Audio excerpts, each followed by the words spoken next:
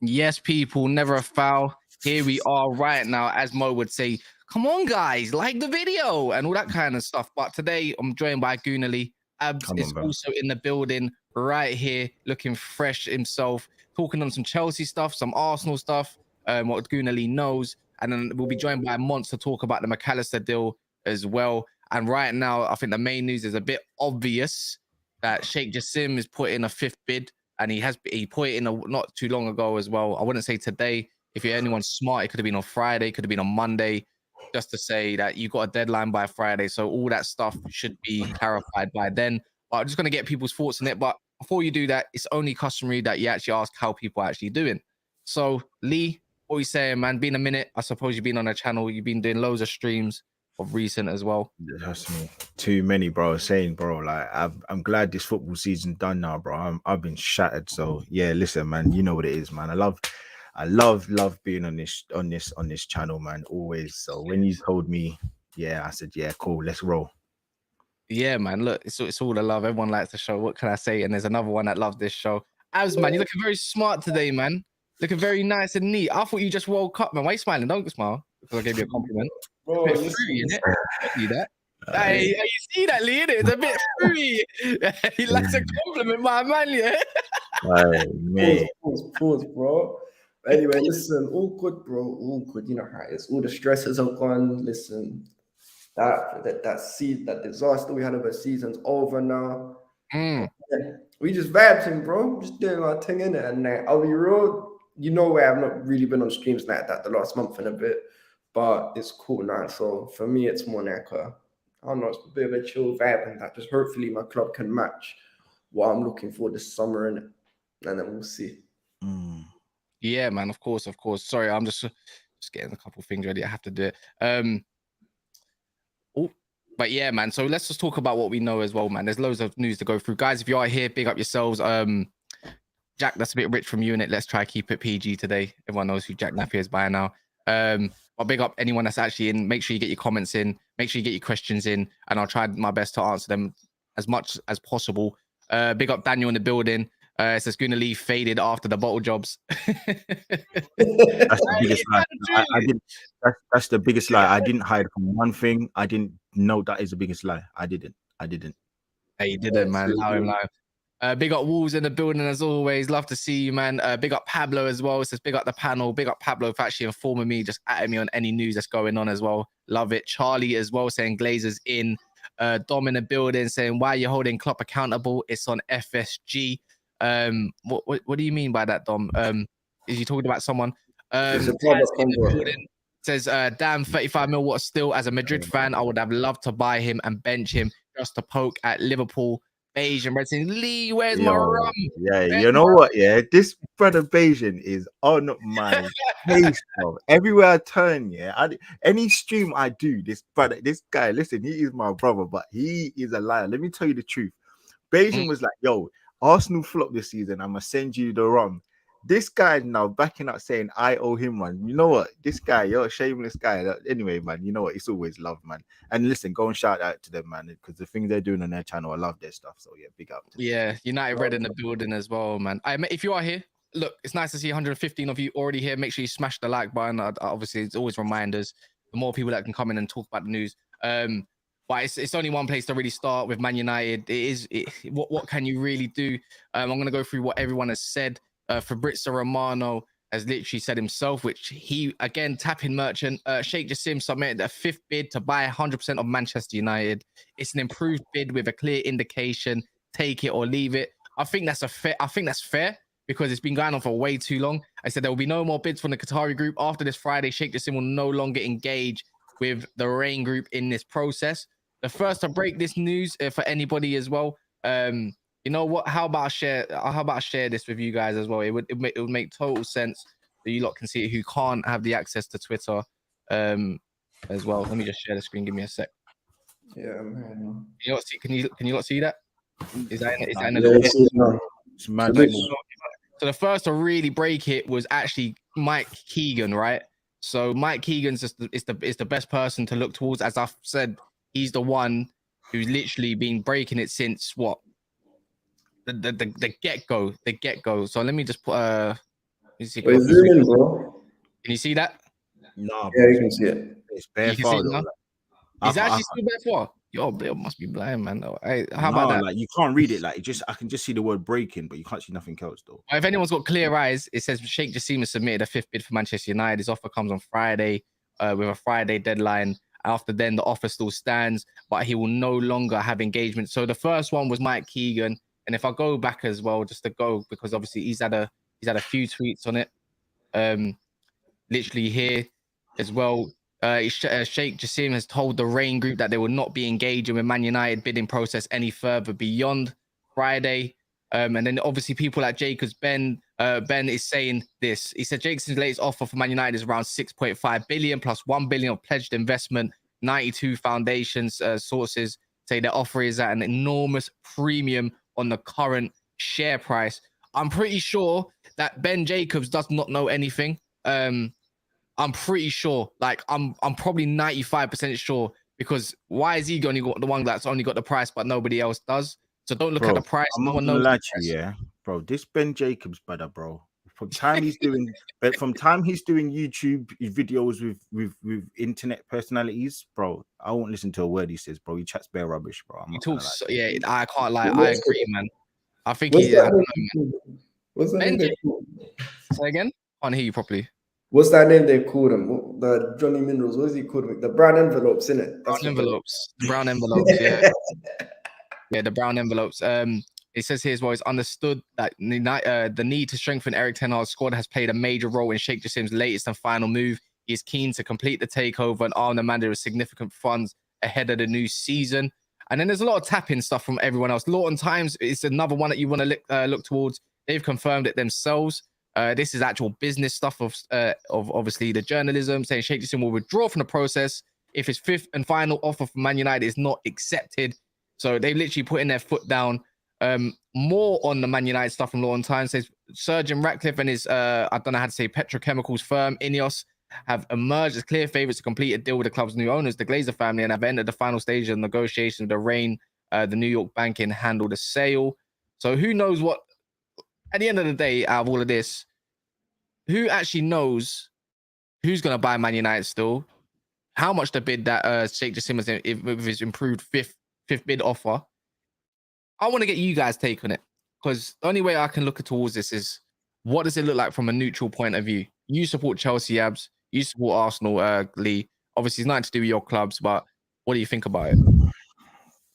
Listen, it's big news, man. It's big news. It's another big player if you get it, and it looks like, from all intents and purposes, they want to spend money. They want to bring United back to a point where, they were in the early 2000s. Well, not even the early 2010, 2000 and early 2000s, 1990s. So, like, if they're right down for it, then yeah, big it up. But listen, as a rival, all I can really do is concentrate on my club and what we're doing. Where we are at. But yeah, you have to look at the landscape of the Premier League right now. You've got some real big hitters in the league now. You've got Newcastle coming up. You've got Chelsea that are spending money, untold amounts of money. Yeah. You've obviously got the likes of Liverpool, who seemingly are back. Seemingly, I don't believe so, but and then obviously you've got Arsenal that seem to be spending a bit of wonga. So yeah, man, there's some big movers, but there's some big movers. And if you really add in Man United there, listen, there's a lot I don't think Ten Hag's done well. I really do. And Kaz, from the beginning of last season, it's your opinion, man. I've questioned a lot about him, but if he gets the backing, then he doesn't have to make the mistakes, or doesn't have to have those funny mistakes, because you can always kind of replace those mistakes, similar to what Chelsea have done. So fair play, man, fair play if you get it.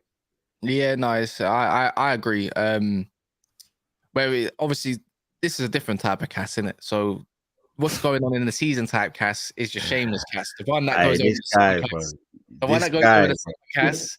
The The one that goes over the summer cast is that I have to be fair. Since this is a neutral channel as everything, as much as possible, obviously. It's hard when you got your own clubs and stuff. This is a different type of cast. I try to be fair on all teams and try and look at positive and negatives rather than straight berating and just going in. You know, people can know me as a hothead. Some people can know me as calm and stuff. It's up to you, innit? But in my opinion, Abs, man, like with this Man United thing, I think you know full well what it's like to go through it. The process was rather fast, I would say. You got done by the end of May though, so it was getting dragged on pretty similar. And in the end, obviously, Todd Bowley ended up buying your club. But with this club, look, Lawton Times has said the preferred bidder, in their opinion, is Sir Jim Ratcliffe. But for me, if you're looking at it for your club, obviously you'd want the guy that's got the most money and everything, so forth and so forth. There's part of the Man United fan base that thought that that the Glazers are actually going to stay. What's your take on it? Like, how do you look at it? If do you reckon Man United get bought by Qatar, or do you reckon they get bought by Sir Jim? I'll be real. I think they'll probably, depending on how big the bid is, because obviously we don't know the proper figures. I think they'll probably get bought by Qatar. I don't think it'll get done now. I think they were. It won't be a case of we sent the bid in about 10 minutes later we've accepted it. I think they'll take a bit of time and then probably accept that shit. Because for me, also I need to end this narrative, right? This narrative that whoever's got the most money is the best owner isn't true, because spending money has never been an issue at Manchester United.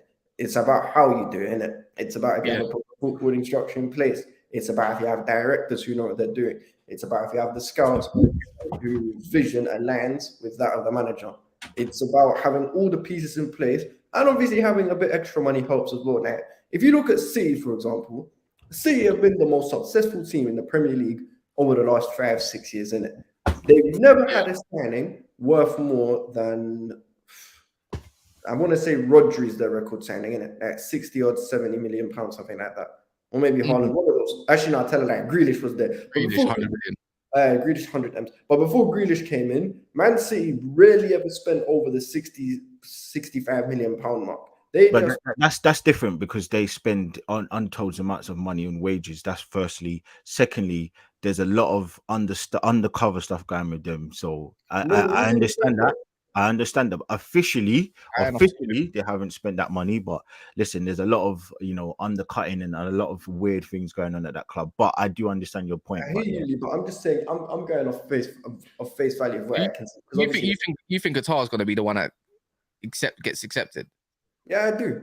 But it's not just that, because getting Qataris in itself isn't the be-all and end-all. It's about whether these Qataris are going to implement the right footballing structure to help you get back to where you want to get to in it. Because obviously, I'm not just saying that, I don't want to hate on the club just for no reason. But for example, look at PSG. PSG have Qatari owners and they've still got issues. They still lack a plan. They still are just signing big superstars for big money, and they don't lack a cohesive team. So it's not just about the name or the country. It's about which guy is best equipped to build us a team that can sustainably compete for the Premier Champions League. Because that's what you want to get back to, innit? Because Man United shouldn't be... Listen, if you're Man United, Arsenal, Liverpool, Chelsea, Man City, now them kind of clubs, your aim should be to challenge for the Premier League on a consistent basis.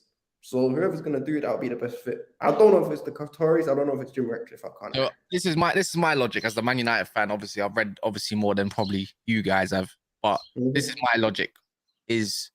So Sir Jim Ratcliffe has put in one bid that we all know of, for the 50% or 69%. I think it's 69%, sorry, with his 2.6, or the valuation that they want, or 2.8, something along those lines, right? So if Glazers wanted to stay at Man United, don't you think that was probably the best offer for them? If they really wanted that offer, they could have accepted that offer about a month ago, right? Does that make sense? That makes sense, right? So if they wanted, I think they just want as much money as possible. Yeah, that's so. This is my point.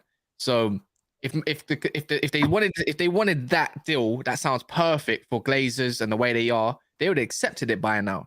The way I look at it is like, why would you have to wait for Qataris who are not going to budge that much, and you have been waiting that much to budge that much? And to be fair, not only are they pledging the alleged £5.5 billion, and then obviously a billion in actual in a trust fund and everything to make sure things get done in the infrastructure, like the training facilities, etc., and a debt separate from that bid. Like, that's a lot of money at the end of the day, and Glazers are getting what they want. Now, look, maybe this is me being hopeful. obviously. Obviously of getting guitars, but the way I'm trying to picture stuff is like they would have accepted that Surgeon Ratcliffe bid ages ago if that was the case, and Qataris, they would not even been in the picture anymore. So that's the way I personally look at it as a Man United fan. It's like they're just trying to suck them dry as much as possible for as much pennies as they can. Pause. So that's the way I look at it. There's not really much else to really go off of. There's nothing else breaking throughout the news of obviously these guys, Qataris and whoever the Jamie Jackson's journalists of the world. He said this is crunch time. Says a personage close to MUFC sale all of a sudden, right? All of a sudden.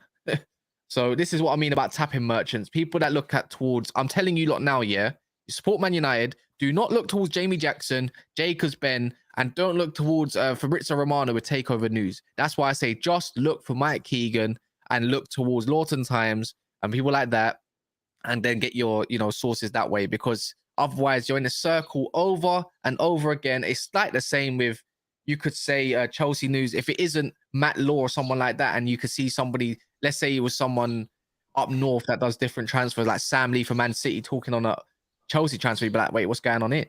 That's all I got to say. You lot can make up your own minds. But I reckon if this is the final bid, we'll see by Friday. Probably gets accepted or rejected by Monday. It's still just ongoing. It's crazy that it's June and it's a transfer market, and it's mental. I'll be honest. But yeah, man, let's move on from the Sheikh Jassim, because this isn't just a Manchester United stream. People are here for other stuff as well. Got lots to talk about.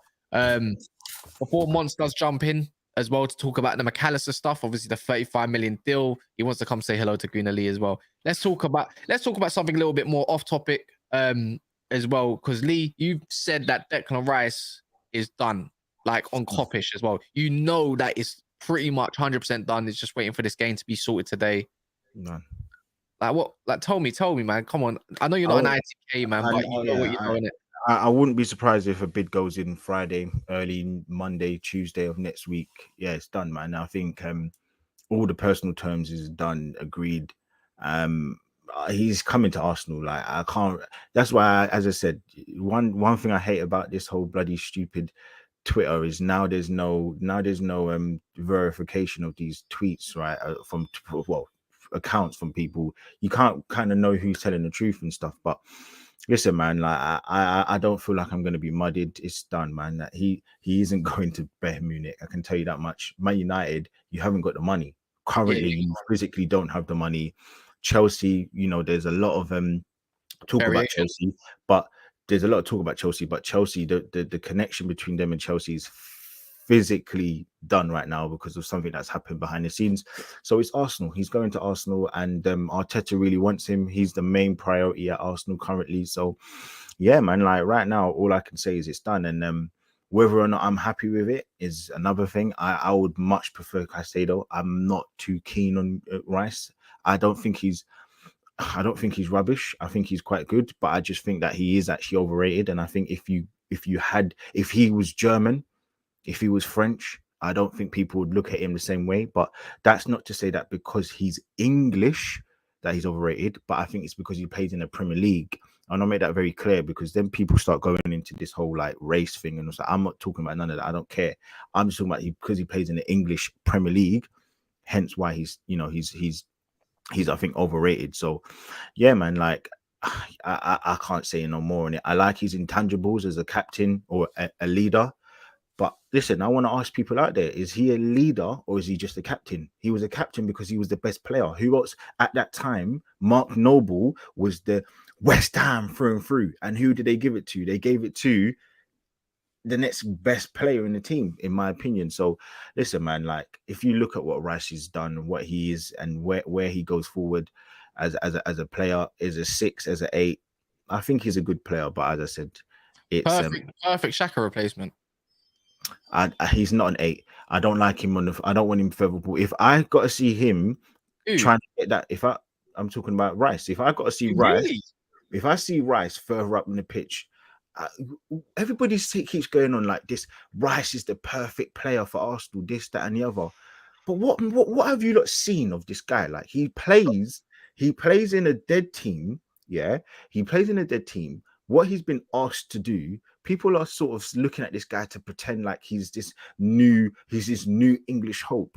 He is okay.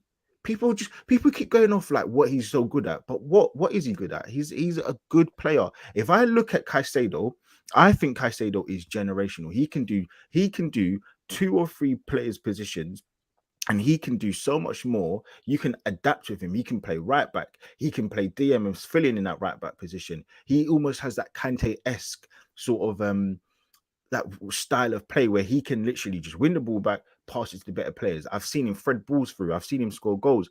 Listen, man, I'll be honest with you. It's not to really discredit Rice, but it's more to big up Caicedo, in my opinion. And as I said, man, I really don't see the hype. I really don't see the hype with someone like Rice. I think he's a good player. But listen, man, if I could get a couple of other players in the league or around Europe, I definitely would. So yeah. Yeah, let's. If you lot don't want rest, I'll gladly take him because I think that rest is top quality, bro. He's one of the best. He's probably the best available young. Proper Chelsea, yeah? He's proper Chelsea. Is that what you're gonna say? Hey, listen, Zigga Zaga and that. No, but you know what it is, Nate? I think with Declan Rice, man, I think people. I hear what you're saying about people think he's not. For me, he's not worth 120 million pounds, whatever guys was talking about at the same time. But that doesn't take away from the fact that as a footballer, the guy is very, very good. He's multifaceted. He can break up the play. He can tackle, intercept. I've seen him. He's not unbelievable, but he can spray a pass left or right. When he's outside the box, you know he'll shoot. And when he shoots, more time it's going bottom bins. Like the guy is and he's a captain and a leader as well. I think. How many goals has he got this season? I believe he's got something like 3, 2. I don't know. You can't tell me that you can't tell me that he scores and he's going bottom bins. Sorry, because he hasn't got the goals. Right, how many goals Caicedo got this season then? Because you say Caicedo. No, but Caicedo is he's a certified 6. It sounds like you're not going to be happy with this though, Lee, man. The way you're going on, like no. Who says you don't get it? Who says it? Wait, well, I was going to link this. Apparently, he's got 4 goals or 4 assists for West Ham. I was going to link this together, but we could talk about Caicedo and Rice. Who says Arsenal don't get both? No, they could, but again, I'm not going to be this Arsenal fan just because we're getting somebody that I have to say that beforehand, before we get him, that he's got to be the best player in the world. This is what Arsenal fans do. This is my issue with Arsenal fans. Because Arsenal are linked to somebody, the prop goes up here. And even shout out to Tapping Toes, right? He, all week, he's been talking about this new manager they've got, Ange Postecoglou or whatever his name is. And all these Spurs fans are now making out that he's the new Messiah. When last week they were talking about Arne Slot, and the week before that they were talking about all of these other guys. So for me, I just look at it and I'm like, look, he's a good player, but there are better options out there. And I just think I've got some statistics for you, and I know people can watch eye test, but I can tell you now for free that a lot of people have not watched Rice through and through every West Ham game, right? But this is what the stats say, anyways, right? On his abilities. I would like to share. You know what? Actually, no, I can share it. People are going to see in the little screen. So we're just going to do a little test of this, of how good Rice actually is this season for what Lee wants, anyways. So I'm going to go on FBref quickly, and I'm gonna zoom in if it allows me. So everyone can see this, right? I don't know. Get louder. I hate all these ads. You lot can see this, right? So look, this is his statistics of standard stats. But if we go down here, right, forget his goal stats and penalties. This is what you're talking about, Lee. Look at his passes completion, right? Compared to what he's done. Total passing distance as well is that means he's got a good spray on him right there. His pass completion in medium passing is literally one of the highest in the league, by the way, 95%. But this is where I feel like, look, his passing is actually very sound. But what you're looking towards as well, look at his switches of play, something that would be very beneficial in the 8 for someone like Arsenal as well, with Martinelli and Saka out wide. You keep scrolling down. All you do is see great stats. Look at this. Ball recoveries, 99 percentile, and interception in the 95 percentile. Boy. Now, I don't know what that screams to you as well, but you're looking at him as a 6. Doesn't that not more scream more of an 8 to you more than a 6? It does. Look at the fouls committed. He's had a lot of fouls committed this year as well. I know he's in a less team, but imagine him in a better team. Listen, like again, look, Rice is a very, very good player. Like I can't ever disrespect the guy, but I just think there are better players, and I think the better player to me is Caicedo. I think Caicedo is somebody who I know I've got him for 10 years at least, and I personally. I could be going crazy. I'm not. I'm not. I don't feel like I'm one to overreact in a way. I think if you get Caicedo, it's almost a shoo-in that you finish top two, almost win the league. I think he's that good. I think Caicedo really does transform your team. The fact that you can the way you can defend, the way you can set your team up, the way that you can, defend, you don't need as many players back. He can slip into different positions in that back line as well.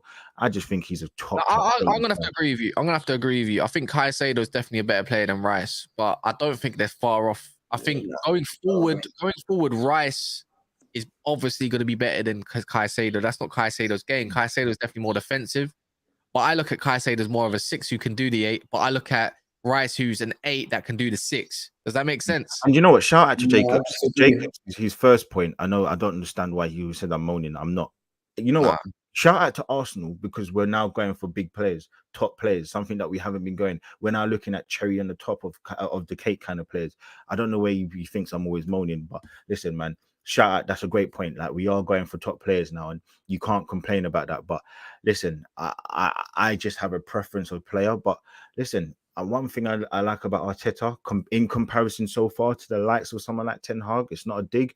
His IQ of players doesn't always seem to bang with the likes of Ten Hag. Whereas with Arsenal, Arteta seems to get it right more often than not. When he goes for a big player, he knows what he wants. He knows how it's going to fit into his team. So, listen, man, I can't complain too much. But yeah, listen, if you're asking me who I would prefer, it's good to be in a sort of headache, right? For once, it definitely is. Do you know what's man? I'll give you my opinion is I think Rice is a better player than Caicedo. However, I also think Caicedo is better suited to what Arsenal need, if that makes sense.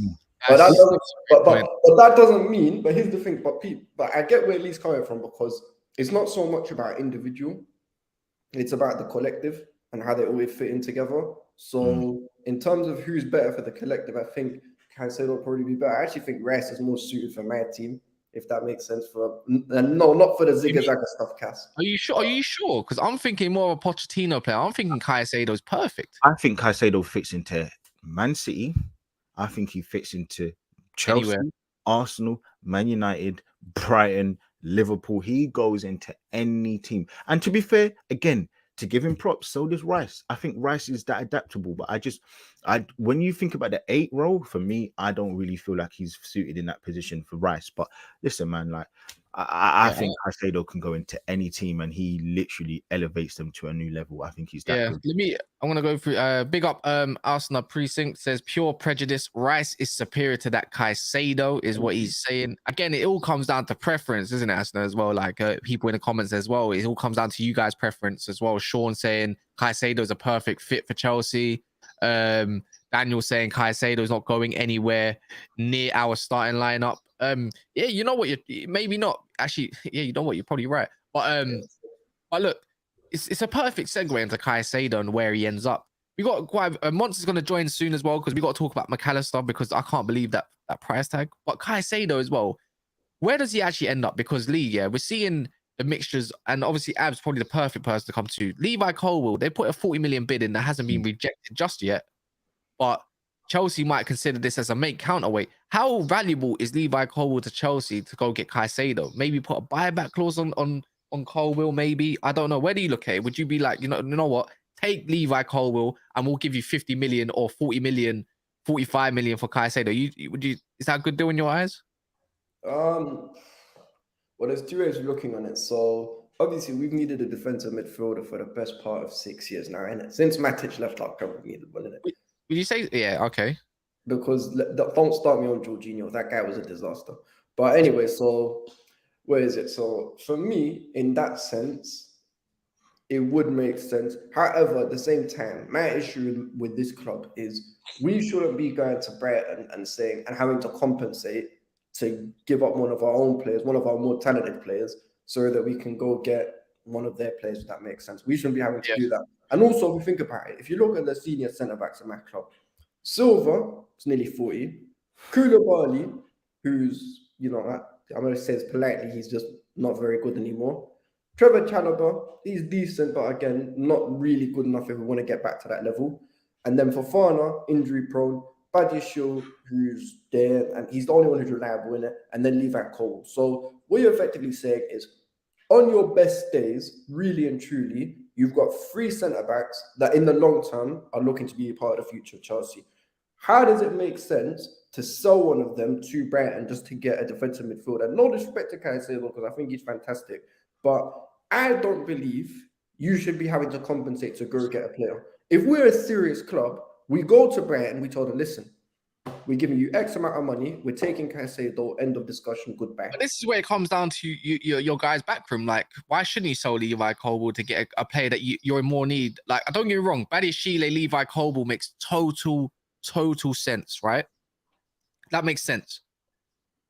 But for what Chelsea where they want to be and where they want to go, why don't you just put a buyback clause on Levi Colwill, let's say 50, 60 million, if he's that bad of a player and he's going to be that sick, he's going to learn that much under De Zerbi. That's what Man City done to Lavia, except that this time their release clause, their buyback clause, sorry, doesn't activate till next summer. You know, you still got Fofana and all these players there. You still got Koulibaly. You still got Thiago Silva on your books. You still got, like, where does Levi Colwill fit when you want to think about his, you know, where you want to see him in terms of his development as well? Like, is he that much better than Badiashile in your eyes? It's not that he's that much better, because I'll be completely honest with you, I don't like to judge a Chelsea player against another player, especially if they've been out on loan, until they've actually played for my club and they've put on the jersey and stuff. But for me, it's more like I'm looking on it. I'm trying to be more forward thinking, because the problem is a lot of the Chelsea fans who keep trying to tell me like to support this project and this, and they think long term, also thinking short term when it comes to this. I'm thinking about, okay, next year, we know Silva will not be a Chelsea player end of next season, innit? And I know next season seems like a long way away, but same time, he's not, it's also in the short term. I'm trying to think about the long-term future and, you know, well-being of my club. And for that reason, I wouldn't sell Levi. Unless, if there's a way of trying to maneuver it so we don't get a stupid buyback clause, then maybe I could hear it. But generally, for me, if you're a serious club, you don't sell your starlets, you keep them, and you go get the players that you need in it. That's just me. Yeah, because it was also yesterday. Obviously, it links again with Mason. You got a lot of midfielders going out of your club. Obviously, we'll talk about Kante as well, man, because that guy's been that. What a legacy that man's left behind, right? Like, what a legacy, right? Lee, like Caicedo's getting chased by not just your club, probably keeping tabs on him. Chelsea as well is trying to go hard in for him, pause. And then also Sky Sports are reporting that Manchester United want to be keeping. They're keeping tabs on Caicedo. Rumored to be the second on the list if Mason Mount fails, and it's going to be a hefty fee now. Yeah, but do you actually have any regards? Because when news goes silent about a player, that's when I think something's happening. There's going to be news at some point about the break. You reckon you're going to wait to get that? If Rice gets wrapped up quick by next week and dusted, you reckon it's like, cool, Arsenal now going to pounce and try and get Caicedo, who was begging to go there only in January, by the way. Personal terms were already discussed back in January. That doesn't need to be done. It's already done. I think they're going to ask for more, because this was before he signed the contract, so that will be they'll have to redo that again. But yeah, look, I think for sure Chelsea are gonna. I think he's going to Chelsea. I was told he's going to Chelsea a little while, like maybe 2 weeks ago. So I think he's an ITK then like that. Listen, yeah, man. Listen, sources and that. Listen, bro, I'm lucky, bro. Listen, people know I got a cousin, so I'm quite lucky and stuff. But anyway, look, like. I think you heard the Chelsea fans, man. I think he's going Chelsea, to be fair. Like, if it doesn't happen, then it is what it is. Like, it's I mean, I don't make the rules, and that's what it is. But yeah, like for me, I think if he does go Chelsea, it's a great signing, man. And I agree. I think Levi Colwill is absolute beast. They could do the 3 at the back. They got Badiashile. They've got Fofana. Okay, Fofana's been very, very poor since he's come, but they've still got Fofana there, £80 million player. And then they've also got Kubo that they can play. So they got some great players, man. They've got some great young players. They're going up 100 million because of apparently just I swear I heard yesterday what I was reading upon as well, saying that Brighton are unhappy that it was a 35 million deal only for McAllister, so they bumped up the price for Caicedo. But then they're saying there's a Caicedo release clause, but I haven't seen any news of this release clause either. They just promised him a transfer in the summer.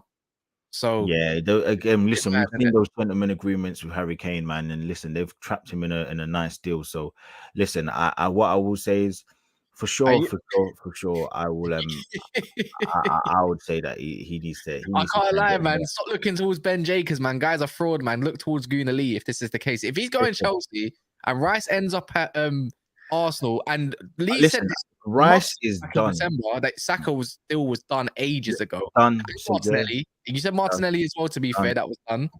I can't lie. Lee might be the source, man. Shit. Listen, I say what I know. I don't. You see me? I don't make things up. Whatever I know for sure, I will say it because I don't mind, innit? But yeah, look, for sure. Look, Saka was done. I knew that from ages ago. Like, it was done. People that's what I'm saying. All these news outlets, they chat so much rubbish. When I see things tweeted online, yeah, I'm like, oh my god, like I actually can't believe some of the things that people write because I'm like, wow, it's crazy. Like, it's crazy, man. Some of the things. But anyway, you know what it is, right? Do you know what it is for me? I've just gone to the point where I've been heartbroken by these guys too many times. So I'm going back to the way that I used to do it, innit? Until I see it on Sky. I don't look at Sky Sports anymore, man. You got to stop.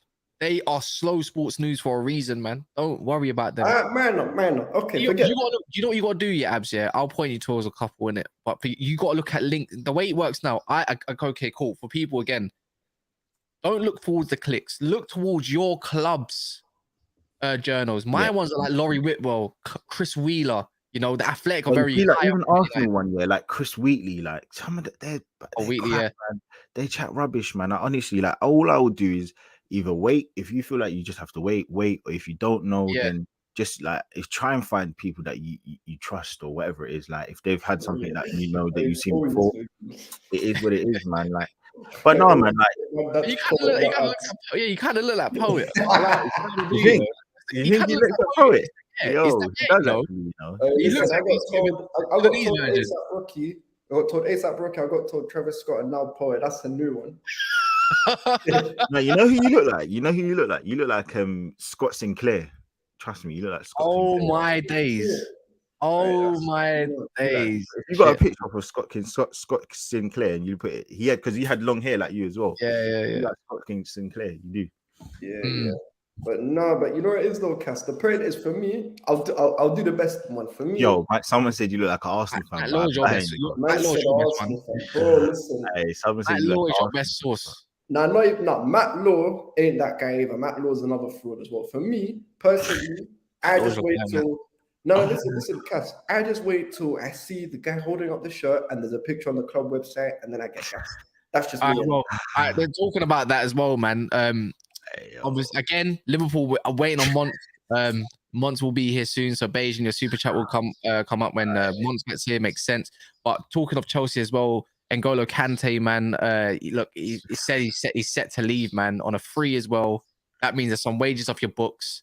100 million euros per year until 2025. So that's 200 million he can rake in. Obviously, he's a Muslim going there as well. So he's going to be at peace, you could say, because he's in Saudi Arabia. Tax-free, all of that life. I think he deserves that life as well, man, if we're being totally honest. This guy, what a legacy. What a legacy. Because apparently he's actually signed here from Fraser. He's officially signed, according to this Ahmed Tuman. I don't know who that is personally, but Al Ittihad is going to go to that club. Zaha as well, by the way, is apparently going to be joining Ronaldo in Saudi. They're going to be offering him something like 50 million euros per year. It's looking like it's done already. Like all this stuff is getting done. Like Saudi are pumping billions into getting these players. They're trying to get Messi as well. They're trying to get Messi. Literally, they're becoming a new Chinese league, basically, from back in the day. Like they're trying to pump all these superstars in, but Saudis, obviously, everyone wants to go to Saudi. Everyone wants to go and do whatever they want to do over in Saudi Arabia or wherever in and around. You know what? Yeah, I know we're not talking about it no more, but listen, I don't really know much about Sheikh Jassim. I don't know where he's from, but the reason why that's the only reason why I want them to get it, because all of this prejudice about like Muslims and all of this stuff, bro. It would be great to see one of the biggest clubs in the world, probably second, first, however Man United want to rank themselves, to be owned by a country where people talk about they don't want this money from there, they do this, they do that. It will be quite funny and quite nice to see it. So listen, from one aspect, of course, I don't want to see Arsenal, down in the pecking order in terms of being able to spend money. But it'll be good to see, bro. Right? You know what? You know what it is for me is people look towards the east in a different light because we're from the west. But a lot of people don't want to look at what America's done and what they do. Look, every billionaire's probably got dirt on their hands one way, shape, or another, and I just don't want to get involved with it because it's a weak argument. Oil money, this, that, and the other. Apparently oil money's dirty or compared to like anyone else's shit doesn't stink. Like it doesn't make sense. Big up Mont in the building as well. We're just talking on N'Golo Kante. It's bro. You know what? Mont, do your thing. This show was supposed to end at 2 p.m. Bro, I'm telling you, ending at this show is ending at 10 past 2. Do you know why? I 15 minutes of my time, bro. I specifically requested for 10 minutes of injury time. Especially requested. I needed injury time because since the Arsenal the chat have stuff to do. I haven't seen Lee. I haven't seen him, bro. This is the first time I've seen you. Wait, hold on. I've seen Kaz every single week. Why is everyone acting like I've been hiding? I haven't hidden once. Like, we used to talk regularly, bro. Regularly. Every Sunday when you've been streaming every morning, I haven't been game. I did it after the City game. Where's Lee? Like, where? Do you know what I'm saying? Like, bro. As I said, I'm gonna be here for you when the capitulation happens, and I wasn't able to be there for you. No, wait, actually, can we talk about this guy that you've by San today? I've got a lot to say about him, but yeah. We'll talk about it. We're just talking on Kante. We're just talking on Kante for a second. Big up the chat. I didn't want to divert too much, but Gunley, it's brilliant to see you, my brother. You know what I'm saying? I hope you're good. I'm on talk on Kante, man, and his legacy, man. I think he deserves that at least, man. He's confirmed that he's going to be going to Al Ittihad. Yeah, that's completed football. I mean, I've been quite critical of Kante these last few years. I said he's been living off his smile for the last 2.5 years. But if we're being honest, in terms of legacy, man, he is up there with Makelele. He's up there, bro. He's the second coming of Makelele, in my opinion. What he's been doing. How he's won a Premier League at Leicester, then gone on to win at Chelsea and the Champions League. His trophies speak for themselves. His performances were so consistent. Imagine being the talisman and coming from, was it the second league in France? Yeah, from along with Mahrez as well. I don't know what the team was. Yeah, bro. Like his performances, and the only thing with me, I used to hate Kante, but not hate him. Like you gotta love to hate. It's a love-hate thing. Like you can't hate that guy, man. You can't hate him, innit? What used to annoy me with him, and I didn't even mention the World Cup as well. What used to hate me with him was the fact that he used to turn up. Just even this season, his washed self still turned up against me. How does he just respawn for Liverpool Football Club? Like he always, and he don't even score goals, but he scores goals against me. Like the guy, he scores goals against United. He's good. Yeah. I think there wasn't a weakness to his game, and the fact that he was moved out of position, and there were times where his performances dropped, but for his standards, his drop performance was still better than a lot of midfielders. And I can't lie, man, he's a legend. He's a legend. He's a Chelsea legend, bro. Was you talking about Kante or was you talking about Fabinho there? Nice. Wait, you said that players living off a smile. They used to be good, but they're washed now. They won Premier League, they won Champions League, but I don't know who you're talking about. Nah, listen, but he came from France because listen, so did he came from Monaco as well, no? That's what I'm saying. That's what I meant. Okay, So I don't know, man. I don't know who you're talking about. Your number one DM or one of the DMs at another club, but listen, Fabinho used to be it, but with Kante, I said this, and I don't know, maybe it's my age. Because obviously I've not seen that, the Dennis Ware's and that, so I've not watched, so I can't say him. But for me, in terms of legacy and what he achieved, both individually and from a trophy perspective, he's the second greatest midfielder this club has employed, after Frank, because Frank is on his own there, but it's Frank and then Kante as well. Like, good shot. He's a legend of this club, innit? Now, he's done loads of good things. Yes, he's had. Wait, you're taking him over Kante? You're taking him over Makelele? No, bro, listen, you're missing the point. In terms of achievements, because Makelele never won Champions League with us, Kante won one Premier League, Champions League, club, all of that, and he also won an FA Cup. In terms of achievements individually and from a trophy point of view, he's done more than Makelele has. He has. Yeah, a quick one. Kareem here says, where would Enzo and Caicedo partnership rank? That partnership's unfair. I can't lie. No, Cass. Imagine Nkunku in front as well. Oof, no, Cass. You have to wait and see for it to plan out first before you make a judgment. I learned my lesson from that. Where would it rank? You have to wait and see. That's where would it rank? These man are hurt, you know. Bro, listen, bro, I don't know, man. Right now, I'm not too impressed with Enzo from what I've seen. So, fair enough. Enzo's a big baller still, man. Listen. Okay, on paper, it sounds like a very good partnership. Guys, if you're in here, 350 of you in here, please smash the like button. We are 29 off 200 likes. I think that's at least the bare minimum as well. Big up to everyone that has done so. But yeah, if you don't mind, it's literally just underneath your live, underneath the screens. If you want to turn your phone upwards, you'll see a little fun button. And if you haven't subscribed, make sure you subscribe. But Mons, man, Bayesian Red said himself, man, McAllister to LFC for, I don't know about the dollars part, but 35 million pounds is great business. That's Michael Edwards type of movements. Yeah, so Michael Edwards. So go on, bro. And I was just gonna say, man, it's true though, man. A big up Bayesian for the super chat as well, man. That's crazy. McAllister's crazy, man. Like, it's a Michael Edwards type beat. That's what it is, bro. What can I say? So it's official. Yeah, bro. It's official. He was seen going to do his medical yesterday. Yeah. Yep, should be announced later this week in the coming days, officially by the club. Probably Friday, I believe. So, you know, it's one of those things where I stick to my guns. Is he the answer to our problems solely? Of course not.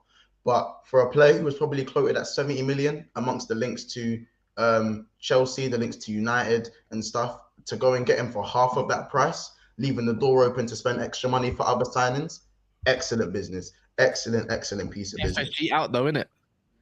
Oh, don't do that. Don't do that. Don't do that. Since Eric Ten Hag's coming, I've heard nothing about the Glazers. I've heard no Glazers complaints. I know, so, we know you. You definitely have.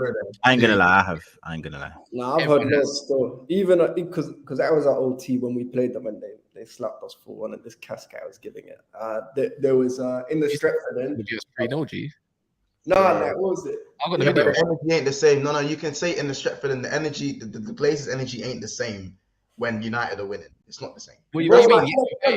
They had a banner saying Glazers out, and they were literally singing the Glazers thing at the start. I was winning 4-1. That's great. And there were all sorts. Yeah, anyways, when the United lose. Talk on McAllister. Huh? Sorry, go on. Talk on McAllister, G. Because someone has to rate him in it. I mean, I don't know what Gunali had to say about McAllister. We don't know yet. Probably the same thing I have to say about Bukayo Saka at times. I don't know. It's probably one of those things. I hope that people understand we've lost Keita. We've lost obviously Chamberlain and Milner. So we have to fill the void of midfielders that are there. Keita obviously doesn't play very often, but he is one of those players who is press resistant, good on the ball, and is more known for his ball playing ability than anything else. So to bring in McAllister, I think that's it's such a breath of fresh air to have someone who can kick ball. And I know that sounds so disrespectful, but like I wanted a midfielder who can kick ball, who stays fit, God willing, who stays fit a lot of the time. And for me, McAllister, pass completion, he can break the lines, he can score goals. I'm not saying he's a goal-scoring midfielder, but he can score goals, probably better than a lot of the guys that play in our midfield. And his availability is a very important thing as well. And he's got the experience, he's got the World Cup there. I think he's going to be desperate to stake a claim in that Liverpool midfield and build a name for himself as well. At the age of 24, especially, he's not exactly old. He's still approaching his prime years. In today's market, he probably would cost 60, 70 mil. So to negotiate it down to 35, leaving that door open to now, like, how about this? I'm all thinking Caicedo is a possibility now because you went and got my man for 35 mil. There's extra money in the bank now. You know what I'm saying? That stuff don't even sound unrealistic anymore. You know what I'm saying? I don't know how can you hate on the signing? How can you hate on Ambath? Yeah, it's true. But Lee, man, you've got something else to say about this McAllister thing, man. Come on, like I don't understand. Man.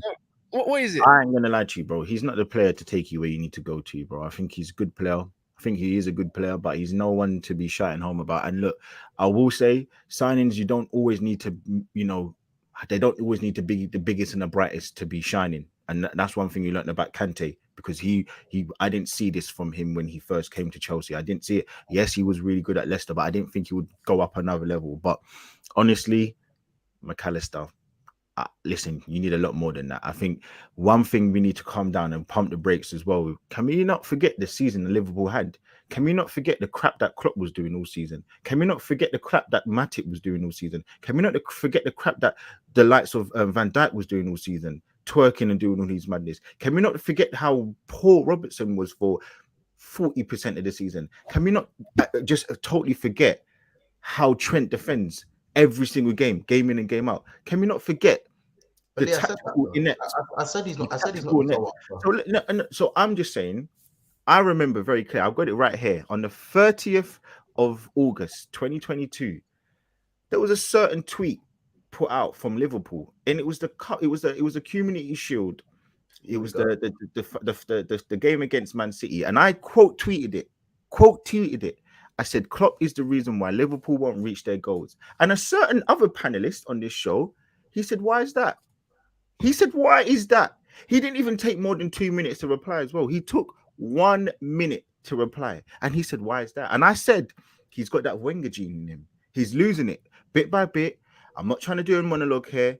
I'll be back tomorrow because I was on holiday. The difference is Wenger didn't get to spend as much as what maybe Liverpool. You're right. My thing is, right, people keep acting like Liverpool are back from the dead. Can we not forget all the things that why is it that all of a sudden, right, everybody's just thinking, oh, because they're going to get a couple of players that they're back? Can we not forget the season? Okay, fine, you're going to do numbers, you're going to scream numbers at me, but can we not forget the season that Mo Salah had? As great as he was finishing and all the goals he scored, were his goals instrumental in them moving up the table? Necessarily, no, not to what they wanted. So what are you trying to say about McAllister overall? And again, I don't want to make it a Mo Salah thing. What I'm trying to say about McAllister is I don't think he's as good as what people are making him out to be. And there's been a lot of overrating of him. And that doesn't mean he's crap. Doesn't mean that he's not good. Doesn't mean that he's not going to be a success at Liverpool. But I genuinely don't think he is the guy. I don't think he's that guy. I don't think Kone is the guy. I think Kone is not good enough. I really don't think he's good enough. Thuram, I like. And listen, when I look at football and I see football a certain way, I'm normally right. People hate, people don't like it. People don't want to hear it because you thought Saka was world class and he did not, and he listen. So that was right. Listen, who do you rate that doesn't play for Arsenal? Listen, no, I rate a lot of players. I like a lot of players. You know who I do like? Everything you say outside of Arsenal is usually right. Let's say that one. Listen, man. I like a lot. I like a lot of players. I do like a lot. Listen, I love Caicedo. There you go. Listen, for me, I like Mane. I loved Mane. So for me, people think I'm gonna be hating. I don't care. I actually want. You know, can I just say one thing as well? How's he doing? How's Mane doing? I want Liverpool to do well. Liverpool saved my summer. People think I don't. They saved my summer from Tottenham winning Champions League. I want them to do well. I just don't think that they're good. I don't understand. But bro, Goodly, you've gone off on a tangent about how he's not the sole answer. No one on God's green earth has said McAllister is going to solve X, Y, and Z problems for Liverpool. Even if you get the free players, even if you keep banging on about the free players you're going to get in your midfield, you still ain't good enough. You're still not good enough. The thing is, I don't know, Leeds. You know what it is, right? The thing is with Liverpool.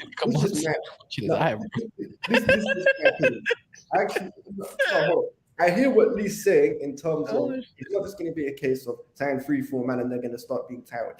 However, at the same time, they're plugging in holes which they've needed to plug for a very long time. The only thing I worry about is with Kone, with Thuram, with all these guys coming in, who's really Fabinho's replacement? Because let's be real, Fabinho was a fantastic player. Jordan Henderson.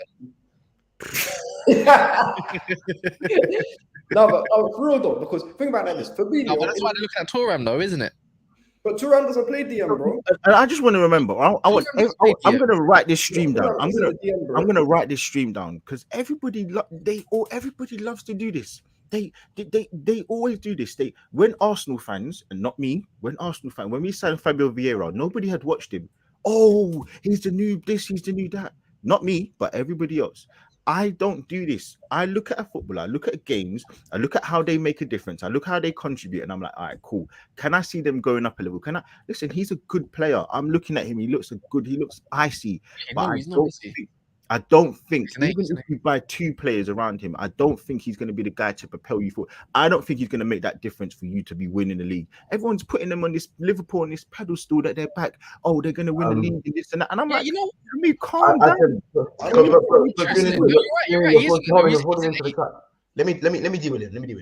I feel like you're falling into the trap because I know, again, for obvious reasons, we haven't caught each other on stream because of obvious circumstances in the Premier League. And I haven't ducked. And now that we're here face to face, great to see you, by the way. I want you to understand that if Bellingham wasn't the sole answer to solve Liverpool's problems, then McAllister is not the sole problem. Definitely not to solve Liverpool's problems. McAllister is the first step of many issues we need to address at Liverpool Football Club. The spine is still there, but the midfield isn't, which is why we are addressing the midfield. What about your defenders? What about your attackers? So what do you mean? What about your manager? What about your manager? Again, a list of many things that we need to improve at Liverpool Football Club. You can sit here and you can pinpoint all the things you think is wrong with Liverpool, but at the same time, at our very worst, we were just outside the top 4. It's been a horrible season. I can list all these things, all these fall-offs, all these players that have had bad seasons. It's not the first time certain players have had bad seasons. The 2021 season was a bad season. Even though we finished 3rd, it was a bad season. The whole nous of the Premier League, the competitiveness of the Premier League, apart from Manchester City, is condensed, and Liverpool got caught in that. Yes, I understand all of that. However, bro, let's just hold on. Let's just understand one thing. Liverpool have never signed marquee names. The biggest name we have signed in the last 10 years is Thiago Alcantara. So you see, again, he's won more trophies than a lot of your boys in the last 4 years. No, how did it go for you at Liverpool? Just answer the question. Again, in my opinion, Thiago's been fine. I think he's been played in the wrong way, but his quality shines every time he plays. He's not been that bad. Anyway, his availability. Yeah, his problem's availability. It's not his ability on the pitch. Oh shit! But yeah, by the way, he done enough to derail your season. By the way, so again, with these guys, I understand that the names like Kone and Thuram, where on the looking at it black and white, they don't look like the signings that are going to get you back to where you want to be. But that's the way Liverpool have never been that way. We've never signed big names to get us back where we need to be. It's always been names that we need to build up and work for the system that works for us. So that's why I'm mad when I see these signings. Again, the Jude signing was something exciting because that's not something we get to see, big name signings, very often. That's not how we work. So it's naive to think that that's the way, these guys aren't good enough for Liverpool. When have you ever looked at Liverpool signing and go, he's good enough, apart from Alisson and Fabinho? When have you looked at that? What about Virgil, bro? Virgil came for 75 M's. Virgil came, but bro, Virgil came from Southampton and we was laughed at for the price tag because people weren't even sure whether he makes that step up. Let's be real. Before Van Dijk came to Liverpool, people knew who he was, innit? They knew who he was. I'm saying they knew who he was, but he wasn't a marquee signing, bro. He was a big money signing it was arguably a slight risk. 75 million in 2017 was like 120 mil, bro. I know, but what I'm saying is that when Van Dijk, because everyone knew that Van Dijk was a fantastic centre-back, they watched him at Southampton. Like, he was there front and centre. It wasn't like he was playing some foreign league. He was in the Premier League, bro. But Harry Maguire was a fantastic centre-back for Leicester City. Before this gets in, wrap up, because we got to talk about some Jude Bellingham stuff as well, man. Bayesian here as well says Gooner salty because Anfield took his team and fan base soul. This guy's out there. Breaking news. Yeah, we got some breaking news here from David. Real Madrid have reached an agreement with Borussia Dortmund to sign Jude Bellingham. Fee is in excess of 100 million euros, among the biggest deals in both clubs' histories. 19-year-old set to have medical in coming days before completing the move. And that comes directly from you know who, David Ornstein. So if it's coming from him, I'm pretty sure it's set, done, done. At the same I have time, to change my title. I have to change my title. no, but here's my issue with I might have to change my title. no, but here's my issue with the Jude Bellingham thing. Wait, so he's not going Liverpool? No, he's not. No, Oh my days! So these 2 years, okay. No, but Lee, hear what I'm saying. Hear what I'm saying about the Jude Bellingham thing. Obviously, I'm not going to say that Real Madrid don't have a strategy because that'd be stupid of me to say, innit? But my thing is that, okay, you've got Camavinga now. You've got Tchouaméni, who looks like he's on his way out. So what Camavinga, Valverde, Bellingham, Modric, Cruz looks like he might be on his way out next season. My issue is that, well, it's not even an issue per se, it's like, how are they going to fit all of them together? Or they're just going to do Valverde right wing shift to him? But you're just going to play Valverde right wing. Is that the solution? I don't know. When you think about it long term, right? They've got Camavinga and just you've got Camavinga as probably more of the 8, and then you got Tchouaméni as the 6, and then obviously you're gonna have Bellingham as the advanced midfielder. Mate, they're set for the next 10 years. I hear it, but apparently Tchouaméni might be getting sold this summer. Those rumors of I don't think he is. I highly doubt they just paid all that money for him to get shipped out. I highly doubt it, and they're still looking at obviously Harry Kane, but Jude Bellingham, man. They're saying in excess of 100 million euros. 100 million euros is what? That hurts more. 88 mil. That hurts more. About no, listen. Excess, by the way, does that mean he's going to be the most expensive teenager? How much is that? And he let him go. Mbappe. Mbappe. Then João Felix. No, João Felix. No, João Felix is Mbappe, and then it might be João Felix. Yeah, so you'd be in the top 3 then. And this is going to be a record signing for Real Madrid potentially. Is there Galactico? We won't. That record signing. What is him? You're going back to the Galacticos era of Real Madrid. They go buy Harry Kane this summer as well. It can't be the Galacticos because they're not Galacticos. When they were buying David Beckham, Ronaldo, like they had Guti, they had Raul, they had they had all the bad boys. So I wouldn't say this is Galactico era. Maybe Valverde might be seeing bench next season and a possible move in the following season. Maybe, I don't know, or he's just going to be happy to be a rotation player because people at Real Madrid don't typically get unhappy, man. So. Like they're happy to be at that club because it's real, man. That club's proper. It shines success, man. Wall says here as well. Bye, Jude. Why have you got a straight face? Walls, have you a secret Liverpool fan? But yeah, Mons, why are you so hot, man? So look, let me look. I've got something to say here, which I just picked out what you said about Caicedo. So if you can't pinch out about 90 million for Jude Bellingham, yeah, what makes you think you're going to get Caicedo if he is rumored to be at least 100, which is probably not true? Well, if it's rumored to be 100, then just forget about it. Just forget about it. I'm not gonna lie. But that's what reports are saying, that they want 100 because of you. You guys made that thing possible because of the McAllister stuff. But yeah, of course. Well, listen, 4D chess. We make it harder for everybody else. You know what I'm saying? 4D chess. But listen, I'm not gonna lie. For me, if Jude is costing 88 million euros, and let's be honest, Liverpool were willing to pay 70 M's for McAllister. It's 18 million difference, bro. It could have been done. My thing is that because we went and done what we done in the previous 2 windows, that has stopped us from being able to go and get Jude Bellingham and still look for our current targets of McAllister, Okoni, and a Thuram. Now it became a thing where we have to get Jude Bellingham or a McAllister, Okoni, or Thuram, or players of that type of ilk, if that makes sense.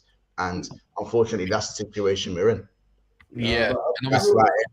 I think if Jude was quoted at 150 M's, I'd kind of just be like, is that right? Even Abs, that's what we all thought it was going to be 150 million euros or 125. How Madrid work, bro. They always get players slightly on the cheap in it, because what ends up happening is when Real Madrid come in for a player, more time the player's just going to be like, listen, let me go in it, and then the club isn't the seller isn't in that position.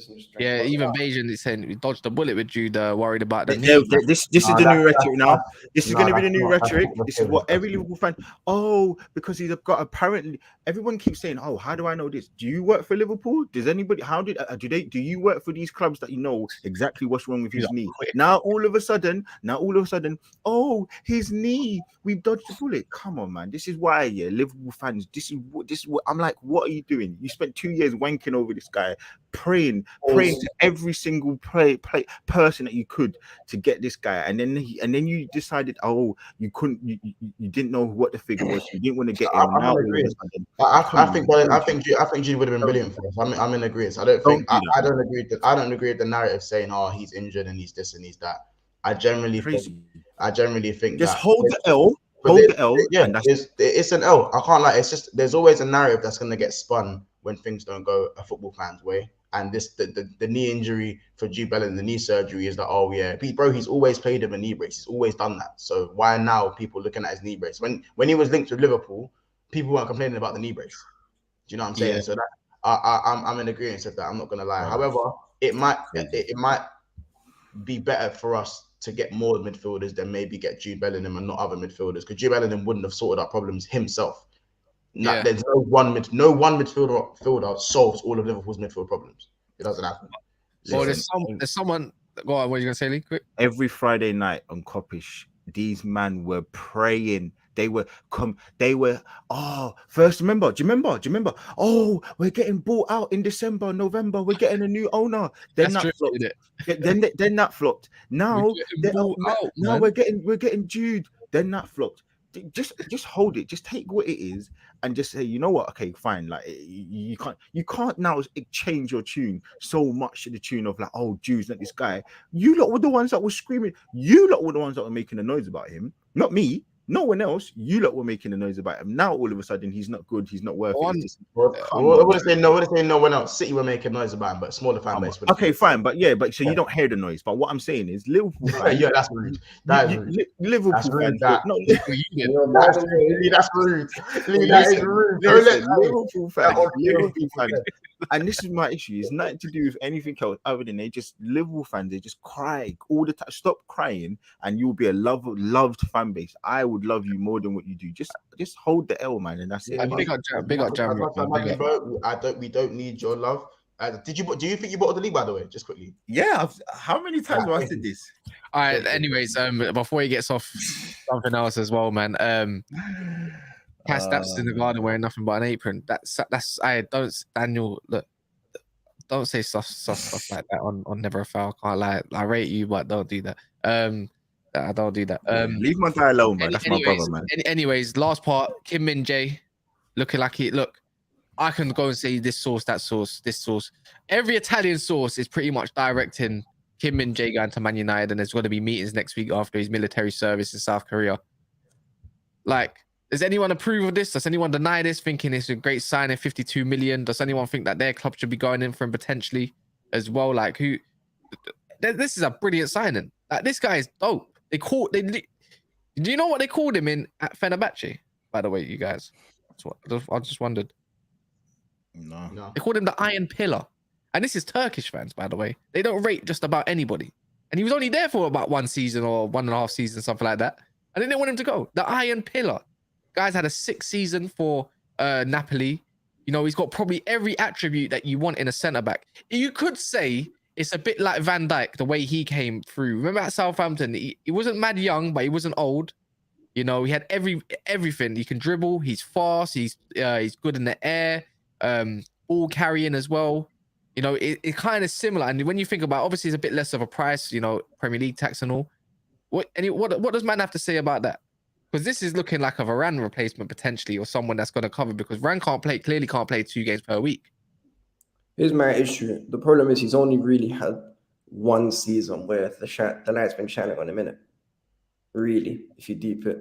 So that's why you could be a bit more apprehensive of it. But he's a good player from what I've seen. He's a good player, but same time it's like, I don't know. And by the way, before people say, but you spent 120, I did say the same thing about Enzo and many other players. So we keep it consistent. But 1 good season, and I don't know. We'll have to wait and see. He's a good player from what I watched, though. He is a good player, and it seemed like good value for money. Apparently, the best centre back in the Serie A last year as well. Hey, listen, Romero was the best centre back, so I don't know, man. I don't know.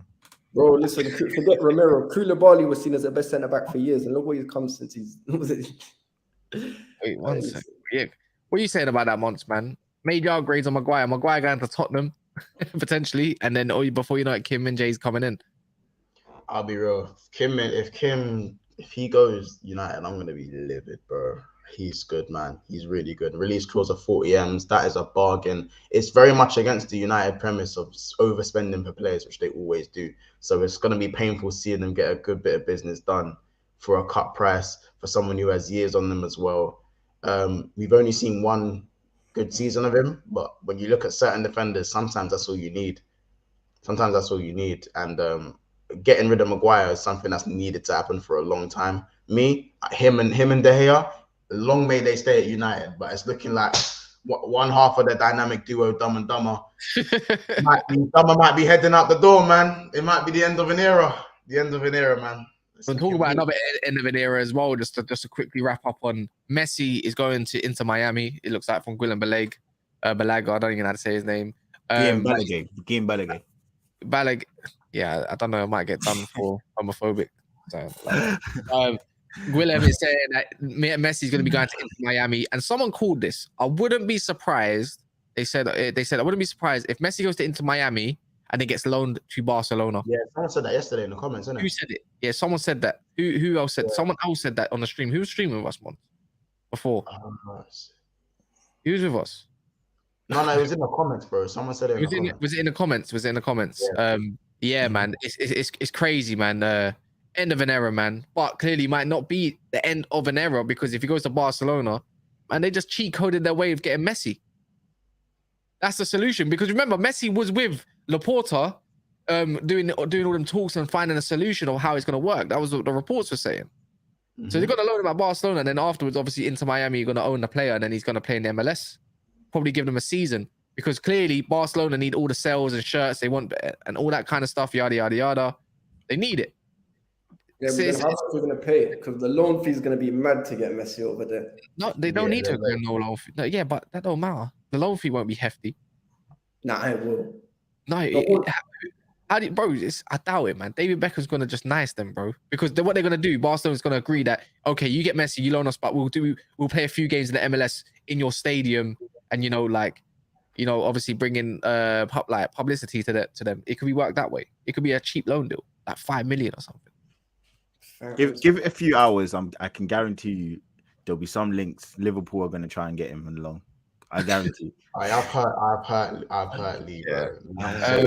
If Messi went Liverpool fans would be more unbearable than that. Yeah. Last couple of super chats just to end the stream as well. Lee, chill. No one forget you was ride or die for Mudryk. I definitely weren't. And then Beijing here again. It says, of course, Spurs will buy a dead brandless fridge. But yeah, man, guys, we're gonna wrap up there as well. Make sure you go to Big Six Bands. It will literally take you there from here. If you haven't liked the video at the moment, literally, please just like the video on the way out. Leave a comment. Let's go over to Big Six Bands and talk about Liverpool. If you are a fan or not of Monts or Liverpool, more in depth. YouTube link is also there if you don't understand it, or you could just wait till this is finished. Big up Lee for coming on. Big up Abs for coming on as well. And obviously, Monts, as always, you'll probably be seeing me and Monts quite frequent, to be fair, since it's the summer like last year, right? Running it back. But yeah, man, make sure you go over there, smash the like button, and just show some love to Monts, man, and his Big Six Bands channel as well, man. It's not easy doing this stuff by yourself. Una Lee as well. We'll be back on his streaming very soon. Abs is basically a cheerleader, man. We got him under the payroll. All good. Listen. Hey, double bread and that. That's what I'm getting paid. Nice to get your get the pump on that, man. In a bit, man. I love for that, Abs, man.